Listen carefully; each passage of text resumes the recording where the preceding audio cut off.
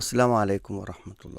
അൽഹംദുലില്ലാ വസ്സലാത്തു വസ്സലാമു അലാ റസൂലില്ലാ വഅലാ ആലിഹി വസ്ഹാബി അജ്മഈൻ അമ്മാ ബഅദ്.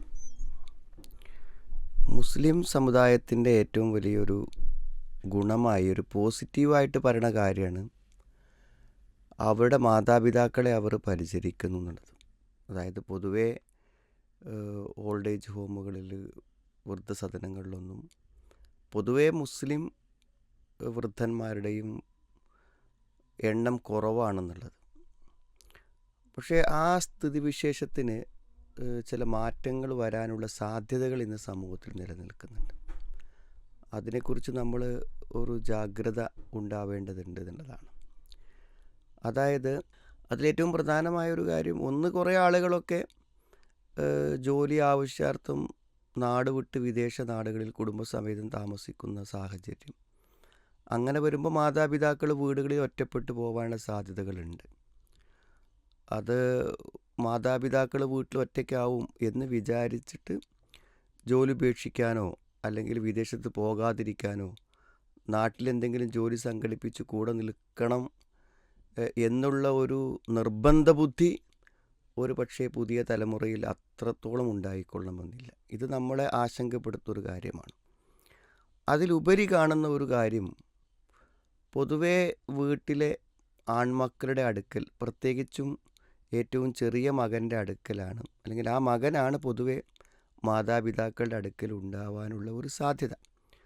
നമ്മുടെ നാട്ടിൽ പൊതുവെ അങ്ങനെയാണ്. അപ്പോൾ അങ്ങനെ വരുമ്പോൾ പൊതുവെ ഇന്നത്തെ മരുമക്കളെന്ന് പറയുമ്പോൾ പെൺകുട്ടികളൊക്കെ നന്നായി പഠിച്ചവരും അതേപോലെ തന്നെ ജോലിയുള്ളവരും വരുമാനമുള്ളവരും നല്ല സാമ്പത്തിക ശേഷിയുള്ള കുടുംബങ്ങളിൽ നിന്ന് വന്നവരുമായിട്ടുള്ള ആളുകളാണ്. അപ്പോൾ അതുകൊണ്ട് തന്നെ ഒരു ജീവിതം കിട്ടണം എന്നുള്ള നിലക്ക് എങ്ങനെയെങ്കിലും ഭർത്തൃ വീട്ടുകളിൽ കഴിച്ചു കൂട്ടുക എന്ന ഒരു മനോഭാവം പൊതുവെ കുറഞ്ഞു വരികയാണ്. അപ്പോൾ എനിക്ക് വരുമാനമുണ്ട്, ഞാൻ എന്തിനാ ഇപ്പം ഇങ്ങനെ ബുദ്ധിമുട്ടേണ്ട ഒരു കാര്യം, ഞാൻ നല്ലൊരു കുടുംബത്തിൽ വളരെ സന്തോഷത്തോടെ ജീവിച്ച ഒരാളാണ്. ഇനിയിപ്പോൾ ഇവിടെ ഒരു ഭർത്താവിൻ്റെ മാതാപിതാക്കളുടെ നിയന്ത്രണങ്ങളും അവരുടെ അനിഷ്ടകരമായ സംസാരങ്ങളും വീടിൻ്റെ ജോലികളും ഭാരങ്ങളൊക്കെ ഏറ്റെടുത്ത് അങ്ങനെ പോകേണ്ട ഒരു ആവശ്യം എനിക്ക് എന്താണ് എന്ന് ചിന്തിക്കുന്നവരുടെ എണ്ണം കുറവല്ല എന്നാണ് മനസ്സിലാവുന്നത്. അപ്പോൾ ഇവിടെ പൊതുവായിട്ട് അറിയേണ്ട ഒരു കാര്യം എന്ന് പറഞ്ഞാൽ, ഇന്നത്തെ രക്ഷിതാക്കൾ, അതായത് ആൺകുട്ടികളുടെ മാതാപിതാക്കൾ, അവർ പ്രത്യേകിച്ച് മനസ്സിലാക്കേണ്ട ഒരു കാര്യം, കാലോചിതമായ ചില മാറ്റങ്ങൾ ഉണ്ടായിട്ടുണ്ട്.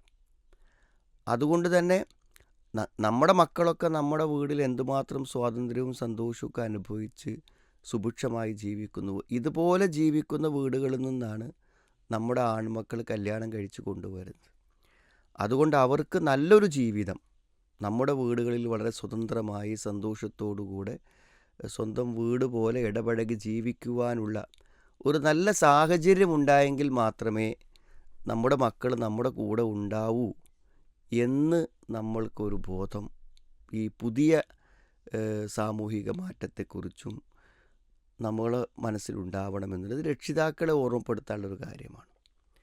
അതോടൊപ്പം ഇതിൽ ഏറ്റവും വലിയ പങ്ക് നിർവഹിക്കുവാനുള്ളത് നമ്മുടെ ഈ മരുമക്കൾക്ക്, പെൺകുട്ടികൾക്ക് തന്നെയാണ്. അപ്പോൾ അവരിതിൽ മനസ്സിലാക്കേണ്ട ചില പ്രധാനപ്പെട്ട ചില കാര്യങ്ങളുണ്ട്. അതായത് നമ്മുടെ ഭർത്താവിന് നമുക്ക് പൂർണ്ണമായി ലഭിക്കുക എന്നത് വളരെ അനിവാര്യമായൊരു കാര്യമാണ്. ജീവിത സാഹചര്യങ്ങളോ ചുറ്റുപാടുകളോ എന്തോ ആവട്ടെ, നമുക്ക് ജോലിയുണ്ടോ വരുമാനമുണ്ടോ എന്നുള്ളതൊക്കെ പോകട്ടെ, ഭർത്താവുമൊത്തുള്ള വളരെ സമാധാനവും സന്തോഷവുമുള്ളൊരു ജീവിതം, അത് നമ്മുടെ ജീവിതത്തിൽ, ഭൗതിക ജീവിതത്തിൽ അനിവാര്യമായ അത്യന്താപേക്ഷിതമായിട്ടുള്ള ഒരു കാര്യമാണ്. അതില്ലാതെ നമുക്ക് മുന്നോട്ട് പോകാൻ പറ്റില്ല. കാരണം ഒരു ജോലി ഉണ്ടല്ലോ, വരുമാനമുണ്ടല്ലോ, എനിക്ക് സ്വന്തമായൊരു വീടുണ്ടല്ലോ എന്ന് വിചാരിച്ച് ദാമ്പത്യത്തിൽ ചില സഹകരണക്കുറവുകൾ കാണിച്ച പല പെൺകുട്ടികളും അവർ പലപ്പോഴും ജീവിതത്തിൽ ഒറ്റപ്പെട്ടു പോകുന്ന സാഹചര്യങ്ങൾ നമ്മുടെ സമൂഹത്തിൽ നമ്മൾ കാണുന്നു. അങ്ങനെ മുന്നോട്ട് പോകാൻ നമുക്ക് കഴിയില്ല. തീർച്ചയായും നമുക്കൊരു ഭർത്താവിൻ്റെ പിന്തുണയും സംരക്ഷണവും അനിവാര്യമായിട്ടുള്ളൊരു കാര്യമാണ്. അപ്പോൾ അതുകൊണ്ട് എന്തോ ആവട്ടെ നമ്മുടെ ചുറ്റുപാടുകൾ, നമ്മുടെ ഭർത്താവുമായുള്ള നമ്മുടെ ബന്ധത്തെ, ആ കുടുംബപരമായൊരു ജീവിതത്തെ, അത് ജീവിതത്തിൽ വളരെ പ്രധാനമാണെന്ന് നമ്മൾ മനസ്സിലാക്കണം. അപ്പോൾ അതിനു വേണ്ടി ചിലതൊക്കെ ഇപ്പോൾ ഒരു ജോലിക്ക് വേണ്ടി നമ്മൾ എത്ര കഷ്ടപ്പെടുന്നുണ്ട്. ഒരു കുടുംബത്തിൻ്റെ ഭാഗമായി പ്രത്യേകിച്ച് കുട്ടികളൊക്കെ ഉള്ളൊരു സ്ത്രീയെ സംബന്ധിച്ചിടത്തോളം ഒരു ജോലി നിലനിർത്താൻ എത്രമാത്രം നമ്മൾ ബുദ്ധിമുട്ടുന്നുണ്ട്. എന്തിനാണ്? നമ്മുടെ ജീവിതം സന്തോഷത്തോടെ പോകാൻ ചില വരുമാനങ്ങൾ വേണം. നമ്മൾ നന്നായി പഠിച്ചിട്ടുണ്ട്. അപ്പോൾ അതിൻ്റെ അടിസ്ഥാനം അപ്പോൾ ആ ഒരു ജോലി നമുക്ക് എൻജോയ് ചെയ്യാനും അതിൻ്റെ വരുമാനം കിട്ടാനും വേണ്ടി എത്ര സഫർ ചെയ്യുന്നുണ്ട്.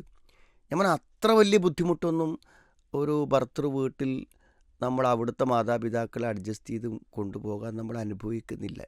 ഈ ത്യാഗം എന്തിനു വേണ്ടിയാണോ, ഒരു നല്ല ജീവിതത്തിന് വേണ്ടിയാണെങ്കിൽ ഇവിടെയും ഇവരെ ഒന്ന് അഡ്ജസ്റ്റ് ചെയ്ത് പോകുവാനുള്ള ഒരു ത്യാഗം നമ്മൾ കാണിക്കുന്നത് ഭർത്താവിൻ്റെ പൂർണ്ണമായ പിന്തുണ നമുക്ക് ലഭിക്കാനും സന്തോഷത്തോടെ മുന്നോട്ട് പോകാനും. അപ്പോൾ അത് വെറുതെയാണെന്ന് ചിന്തിക്കരുത്. അങ്ങനെ ഒരു ത്യാഗവും വിഷമവും നമ്മൾ അനുഭവിക്കുന്നത് വെറുതെയാണെന്ന് ചിന്തിക്കരുത്. അത് നമ്മളെ സംബന്ധിച്ചിടത്തോളം നമ്മുടെ ജീവിതത്തിന് സന്തോഷം മുന്നോട്ട് കൊണ്ടുപോകാൻ അത് അനിവാര്യമാണ്. ഇനിയിപ്പോൾ നമ്മൾ ഇവിടെ നിന്ന് പുറത്തു പോവുക അല്ലെങ്കിൽ വേറെ താമസിക്കുക, ഇങ്ങനെയൊക്കെ നമുക്ക് വന്നാലും അതിന് കുറേ ബുദ്ധിമുട്ടുകളുണ്ട്.